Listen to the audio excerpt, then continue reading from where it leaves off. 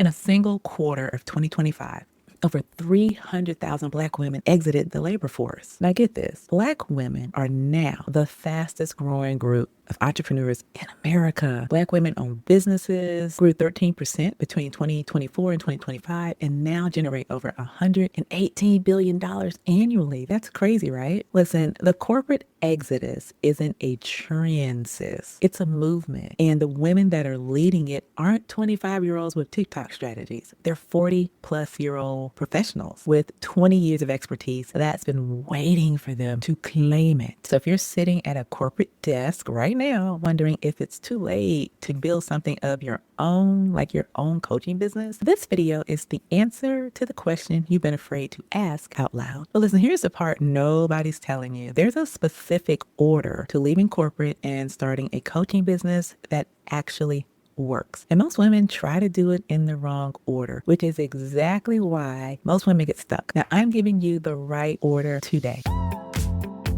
Hey, beautiful. Welcome to the Launch Your Coaching Ministry podcast. I am Monique Addison-Stinson. And listen, here's the truth. Corporate may have given you a title, but God gave you a calling. If you're a Christian woman over 40 who's ready to stop tying your worth to your job and step into your God-given ministry, then this is your space. I show you how to package your corporate skills into kingdom work and get paid for it. Listen, my mom taught me something very powerful. If I don't bet on myself, who will? Now I help women just like you stop making excuses and start making moves, turning your experience into the coaching ministry God's been preparing you for this whole time. So, are you ready to launch? Let's go, sis. Now, I was in corporate for over 20 years. I was in sales for a lot of that. I eventually became a district sales manager. I was coaching and training leaders in a way they hadn't experienced before from other trainers that they had. And then I decided to go back to college and I got my degree in human resources management. And so I started working in the HR industry, which I absolutely loved. I was also a licensed minister in the AME church. On top of all that, I had a health coaching certification from one of the most recognized institutions. And I also had a stress management certification. And I spent years being a coach on the side. And also I had years of corporate experience navigating leaders and teams and all the office politics that goes with all that. And listen, the whole time, people kept telling me the same thing, but in different words. And it was something like, "You are such a coach, Monique." And then I also got this, which was really cool. "You put the human back in human resources," which is so amazing. They also said that they used to not feel comfortable talking or going to HR before I came along. And that just made me smile when I would go to my desk, and I would just be so happy that I was making my team happy. And I was like, I am an HR professional. That's what I am. That is what I do. That was my title. That was my identity. That is what I got paid for. That is what I was. I kept saying that I am an HR. I'm such an HR professional. Then one day, and I shared this in another video, I sat down at my little corporate table and I realized I've been working so hard to stay at this seat, and I realized something that I couldn't unsee. And that table was never meant for me. It was never built for me anyway. And no matter how many years I gave it, no matter how many problems I solved, no matter how small I made myself in order to fit in and have a seat at this table, it was never going to give back to me what I'd been pouring into it. So I made the decision that I was done. And like I said, I shared the whole story in another video. But here's what I thought when I left. I thought the hard part was walking out or leaving the job. I was going to say walking out of the building when I was at home. But so leaving that job, I thought once I left, the rest of this would just kind of figure itself out. I had 20 plus years of experience. I had all these certifications. I had a story, a calling, but I had no idea of what to actually do first. So I did what most women do. I tried to do everything at once. I had 10 random links to 10 random offers on my website. I posted every single day on social media. My first offer was extremely low, and I tried to help everybody. I built a website that nobody was looking at, child. And I created content that talked to nobody really. It was a lot. I did a lot. And I almost quit because I was exhausted and I wasn't getting any clients really. So what finally turned it around was when I figured out the right order of things, the order that I'm going to give you right now. So here's a framework I built for women who are exactly where I I was. And I call it the 3 C's method. So it's 3 phases, one specific order. And if you skip any of these, the whole thing just falls apart. I know that's a little dramatic, but it's actually true. Now, phase 1 is get clear. This is where you figure out who you serve, what you do, and how you talk about it. This is the foundation phase, and it's the phase that most women try to skip, which is exactly why they get stuck. Now, phase 2 is get clients. Now, this is where you actually open for business. You have real limitations to your business, simple systems that you've created. You start pricing your work with confidence, and you start serving real women or men if you help men, and you start getting paid. And phase 3 is get consistent. Now, this is the sustainability phase. This is where you follow up. You create routines. You protect your energy. You start gathering testimonials and showing up after the initial excitement wears off and the real work begins. Now, most women try to start at phase 2. They want to skip the get clear phase, and they want to jump right into getting clients, and then they wonder why nobody's biting.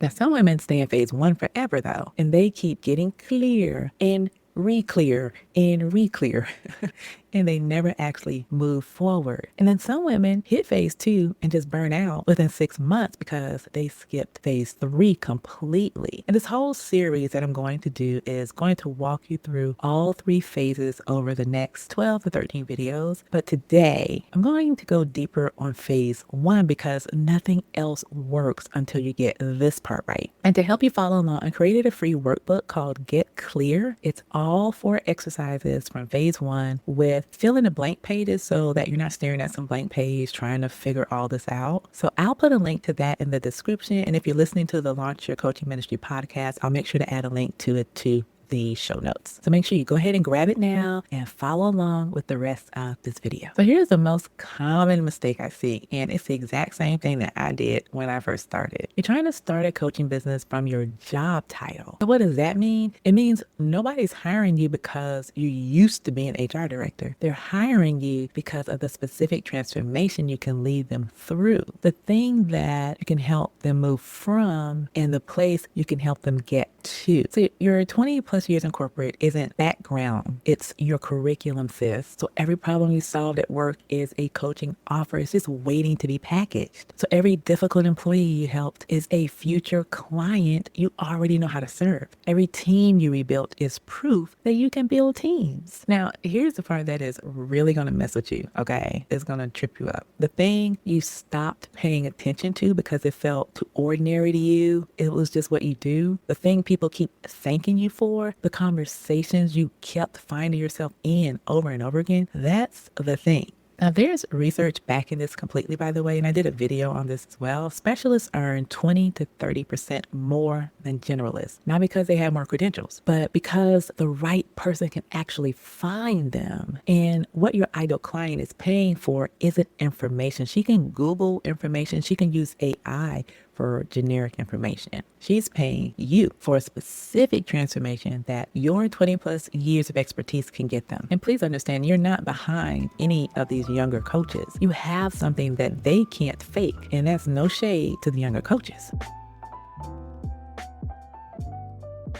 So here's your first step in phase 1, and it's the same exercise I take every coaching client through because it works every single time. It's called the authority inventory, and this is a list of at least 30 items across 3 categories that it gives your brain evidence that your brain needs to believe that you're already qualified to do this work. So in category 1 is professional accomplishments. Now, I'm not talking about job titles, but the specific problems you solved at work, the team you rebuilt after it was falling apart. Remember that? The leader who finally trusted HR, like in my situation, because how you showed up. The sales numbers that turned around because you coached your managers differently. So write down the specific results and not just the resume language. Now, category 2 is your lived experience. And this is what people forget. The hard seasons you survived, the burnout you recovered from, the toxic workplaces that you navigated, the corporate exit you made, and how you made it. Every hard thing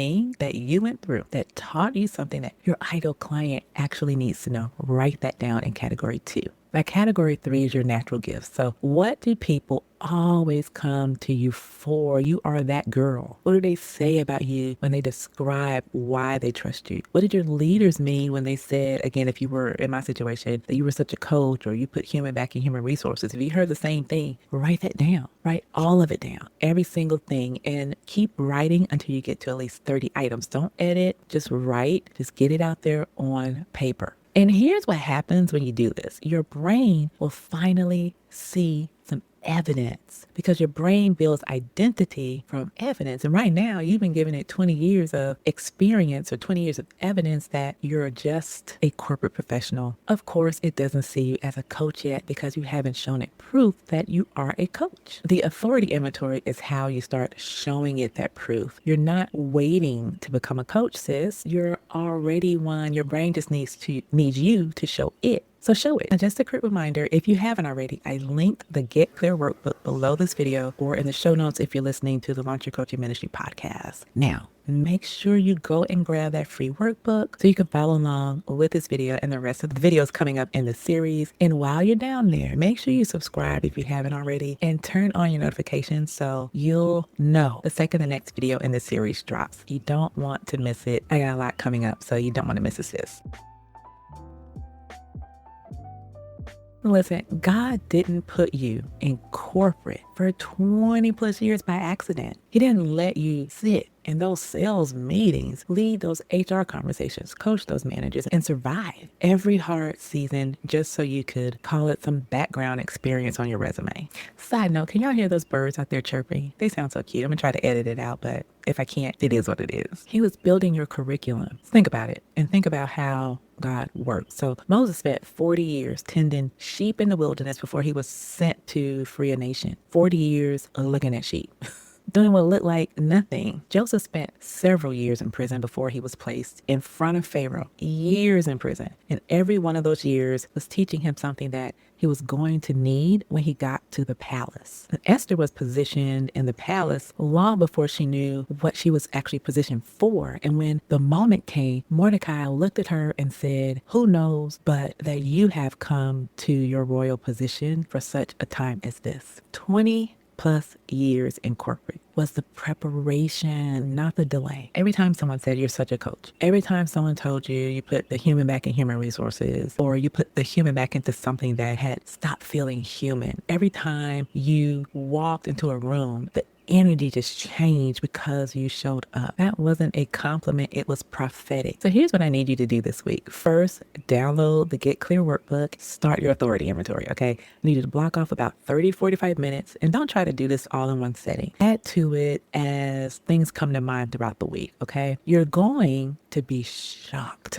at how much evidence is already sitting right there in your own life. Second, write down the 3 problems you solved most often in corporate that nobody officially told you to solve, the things people pulled you aside for, the questions that people asked you that you wouldn't, they wouldn't ask anybody else. You're that girl that they would come to all the time. The conversations that kept happening with you that didn't happen with the rest of the team, all those conversations, those are your coaching territories. And then third, say one sentence out loud every single day this week. Something like, I am a Christian business coach who helps Christian women over 40 build their coaching business after corporate, or whatever your specific version of that sentence is. Say it in the mirror. Say it in your car. Say it before you open your laptop in the morning. Your brain needs to hear you claim it before it'll believe you've claimed it. So that's phase 1, get clear. And this is the foundation of everything else we're building over the next 12 videos in this series. And if you actually do this work, really do it, not just watch this video and then close the tab, the rest of this journey is going to feel completely different from anything else you've tried before. You're not behind. And it's not too late for you. And you're not unqualified for this new journey. You're at the beginning of the right order. And the right order is what most women never figure out, but you just did. If you want the workbook for everything we covered today, plus the next 3 exercises that complete phase 1, make sure you grab Get Clear in the description. It's free. It's yours. Go do the work, okay? And if you don't fully understand what I mean when I say your brain needs more evidence, I want you to make sure you go watch this next video, I'll put it up here in the card somewhere. It's called What Neuroscience and the Bible Both Say About Becoming Who God Called You to Be. It goes deep on the science behind exactly what we just talked about, and it pairs perfectly with the authority inventory. So I'll see you over there.